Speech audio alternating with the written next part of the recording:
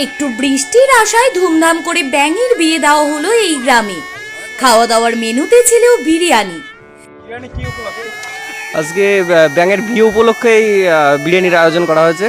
প্রখর যে রৌদ্র পড়েছে এবং যা তাপমাত্রা বেড়েছে তাতে আমাদের মনে হয়েছে যে একমাত্র ব্যাঙের বিয়ে দিলে এই বৃষ্টি হতে পারে। তাহলে কি এবার বৃষ্টি নামবে? প্রচন্ড এই গরমের হাত থেকে কি তাহলে মুক্তি পেতে চলেছি আমরা সকলে? শুক্রবার দুপুরে একদিকে যখন প্রচন্ড গরম, অন্যদিকে তখন ব্যাঙের বিয়ে উপলক্ষে হইচই রই রই পড়ে গেল উত্তর 24 পরগনা জেলার হাবড়া কুমড়া গ্রাম পঞ্চায়েতের টুনিঘাটার এই ছোট্ট গ্রামে। প্রাচীন প্রথা অনুযায়ী ব্যাঙের বিয়ে দিলেই বৃষ্টি হবে, এই বিশ্বাস নিয়ে এদিন ব্যাঙের বিয়ের আয়োজন করেন টুনিঘাটার 1 টাকার পাঠশালার ছোট ছোট পড়ুয়ারা, সঙ্গে ছিলেন বড়রাও।